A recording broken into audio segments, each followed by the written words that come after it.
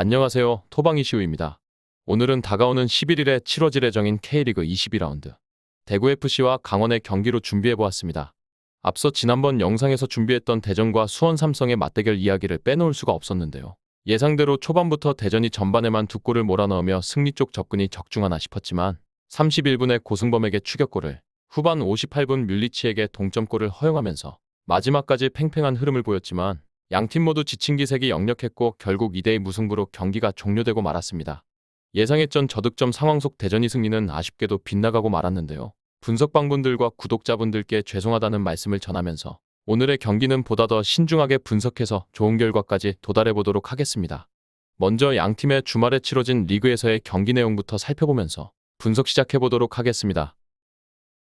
먼저 홈팀 대구FC입니다. 대구는 지난 라운드 제주원정에서 극적인 승리를 거두며 리그 5위까지 올라왔습니다. 이번 경기에서 승리하게 된다면 3위 자리까지도 넘볼 수 있는 상황인데요. 동기부여나 목적의식이 극에 달한 상태에서 비슷한 운영 방침을 공유하는 강원FC와 조우하게 되었습니다. 무엇보다 대구는 최근 공격진의 기세가 상당히 좋은데요. 최근 두 경기에서 에드가의 부재 속에서도 바셀루스가 좋은 활약을 보여주며 우려를 말끔하게 지원했는데요. 직전 경기에서도 점유율은 포기했었는데 다만 전반전과 후반전의 수비라인 위치를 극명하게 구분 운용하면서 전략적인 대응에 나섰고 이것이 결국 승리와 직결되었습니다. 또한 시도했던 슈팅 중 69.2%가 상대의 페널티 박스 안에서 시도됐을 정도로 정밀한 타격이 가능했다는 점도 긍정적이라 보여지는 대구입니다. 게다가 이번 일정에서 에드가까지 복귀할 예정인데요. 꾸준히 좋은 활약을 보여주는 세징야와 에드가, 바셀루스까지 덧댄다면 충분히 좋은 그림을 그릴 수 있을 것으로 전망되어지는 대구입니다. 덧붙여서 대구는 하위 전력을 상대로 치른 13경기에서 6승 6무 1패를 기록하며 지지 않은 모습을 보이고 있는데요. 대표적인 선수비 후역습의 팀으로 하위 전력과의 상대에서도 전술을 유지하며 지지 않는 팀 컬러를 잘 보여주고 있고 이번 일정에서 큰 점수차의 승리는 기대하기 어렵더라도 홈에서 11위 강원을 상대로는 큰 어려움이 느껴지지 않는 대구입니다. 다음은 강원FC입니다. 강원 역시 지난 일정에서 광주를 상대로 가까스로 무승부를 거두면서 승점 1점을 따졌습니다.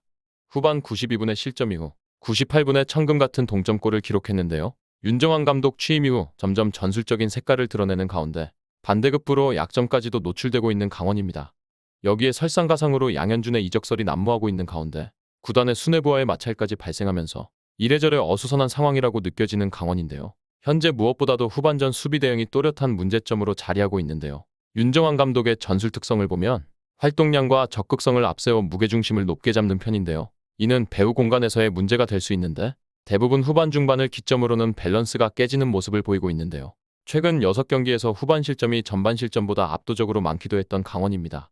이번 상대 대구의 최근 10골 중 8골이 후반에 나왔다는 것을 고려하면 후반에 실점할 가능성이 상당히 높다고 볼 수도 있는 강원입니다. 여기에 윗선의 리듬감도 현저히 떨어져 있는 상태인데요.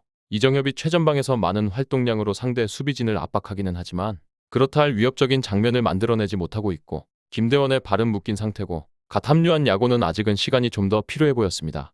그나마 양현준의 폼이 괜찮지만 극단적인 수비 형태를 고수할 대구의 전략을 고려할 때 양현준에게도 결코 유리한 환경은 아닐 것으로 예상되어지는 강원입니다.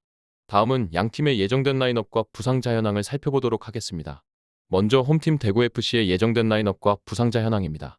무엇보다 대구FC는 이번 일정을 앞두고 공격진의 에드가의 복귀가 가장 반가울 것이라 보여지는데요.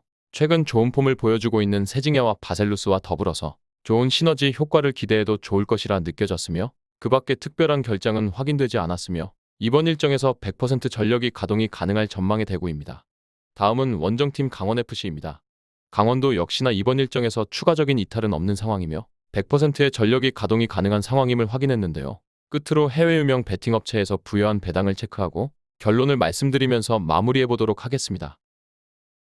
해외 유명 베팅업체인 bet365에서는 홈팀 대구의 승리에는 1.95의 정배당을, 무승부에는 3.10의 배당을, 원정팀 강원의 승리에는 4.20의 역배당을 부여한 상태인데요. 홈팀 쪽의 승리와 무승부 쪽의 배당이 하락하고 있는 추이를 확인했으며 이는 확실히 양팀의 체급차를 고려해서 부여되었다는 생각이 들기도 했습니다. 다음은 언더오버입니다. 2.5의 기준에서 보았을 때 오버에는 2.30의 배당이, 언더에는 1.60의 배당이 부여되었는데요.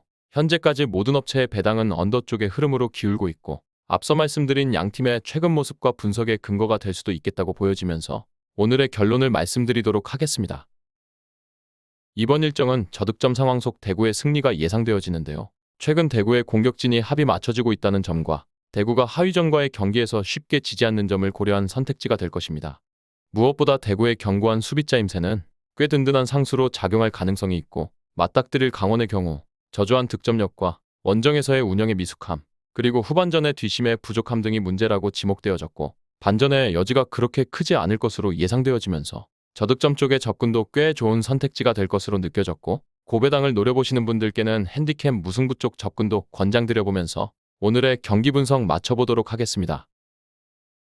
정확한 배당 변동에 따른 실시간 추적과 최종 예측은 배팅 마감 직전까지 이루어져야 합니다. 위 부분을 참고하는 배팅이 아닌 더 근시적인 결과는 배당률 흐름의 변화 및 경기 시작 전 결장자 정보에 따라 변동될 수 있습니다. 함께 배팅으로 더 효율적인 승률을 만들고자 만들어낸 채널입니다. 모든 경기를 영상에 담아내기에 한계가 있습니다. 이외 다른 경기들의 정보와 결과 예측 및 더 많은 도움이 필요하시다면 분석방으로 언제든지 연락주세요. 최선을 다해 보이겠습니다.